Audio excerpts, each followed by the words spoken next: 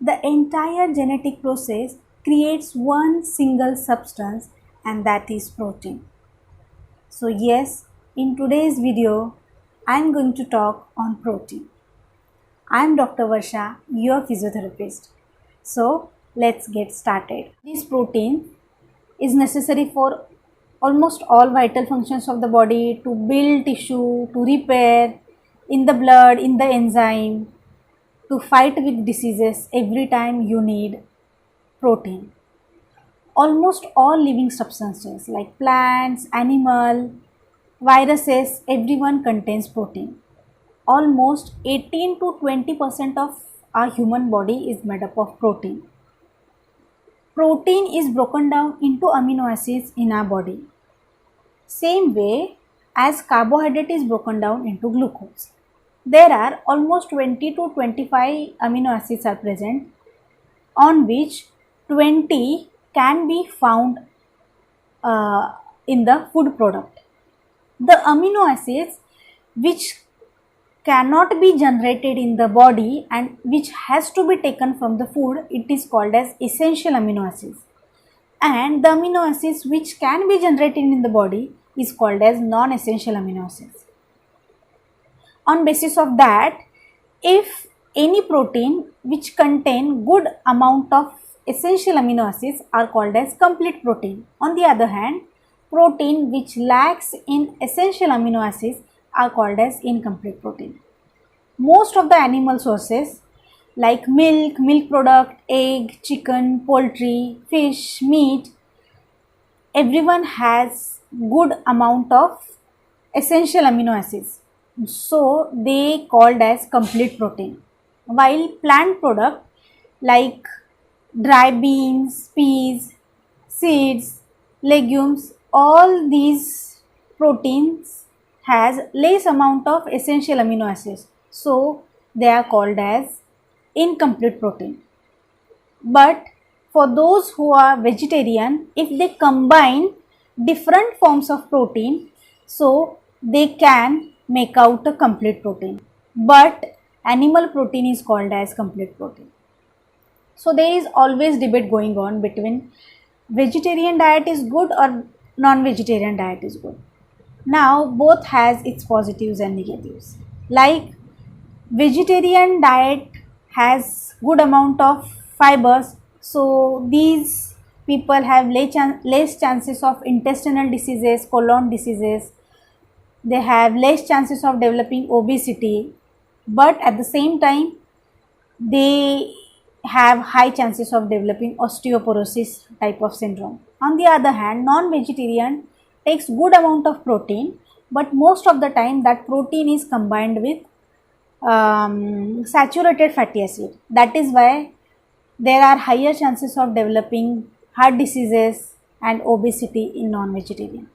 So best is vegetarian diet should be lacto-ovo vegetarian. That is, it should include milk and milk product and egg. Then that would provide your body with good amount of essential amino acids. Now we'll see how our body utilizes protein to get energy. So protein is broken down into amino acids. These amino acids travel through portal vein and it reaches the liver. Some of them stays in the liver and most of them flows through the bloodstream. And whenever your body requires it, it utilizes from the blood. And the one who stays in liver are used to produce blood protein, are used for repair and build liver tissue.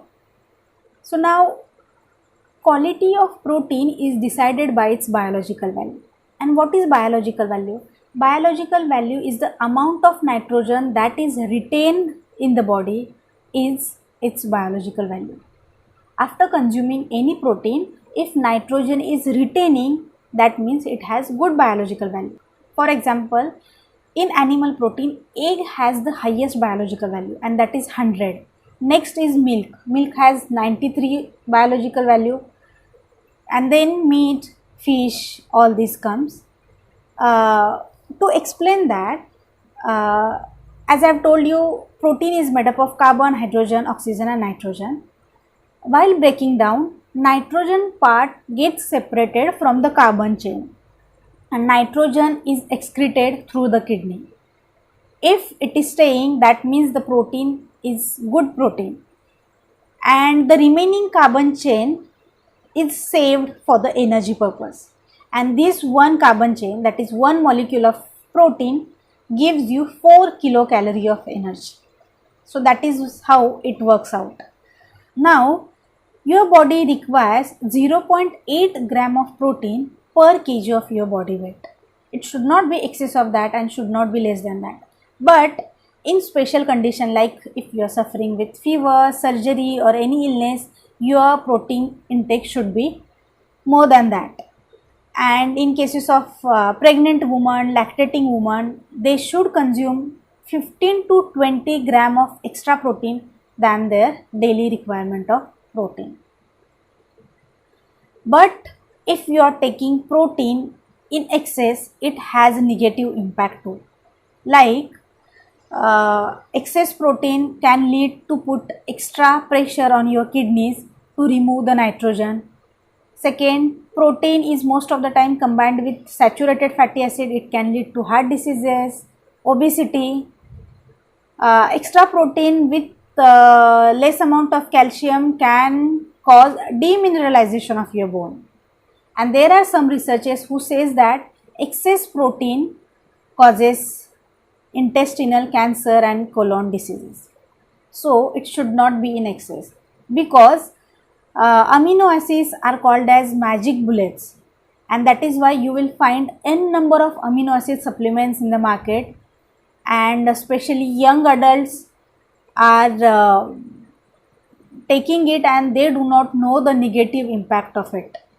So it does have negative impact. But if you have a deficiency of protein, then especially if you are suffering with any illness or you are recently get operated, you had surgery, then you will have delayed wound healing, you will have less immunity and you will take time to regain to optimum health. Next, there is a term called as protein energy malnutrition, PEM. This is the second most malnutrition disease in the developing country. And they are specifically divided into marasmus syndrome and Kwashiorkor syndrome. In marasmus syndrome, malnutrition occurs due to overall calorie deficiency, and in Kwashiorkor syndrome, it is specifically due to protein deficiency. I am not going to go in the details about these syndromes, but they occur mostly in young children, infants and chronic bedridden patients. Now next, there are some elements like vitamin A, iodine and iron. They most of the time combines with protein. So whenever you have protein deficiency, you will have these elements deficiency as well. So at the end, to summarize, I would say protein should be the essential component of your diet and you should consume it daily, because your body does not store protein. As such, your body does not store protein and you have to consume it daily, especially in case of children. And if you are suffering with any kind of disease, you should increase your protein intake. So I hope you would find this video helpful. Still, if you have any doubt, please let me know in comment section, and please like, share and subscribe to my video. Thank you. Tomorrow we'll be discussing about fats. So see you tomorrow. Thank you.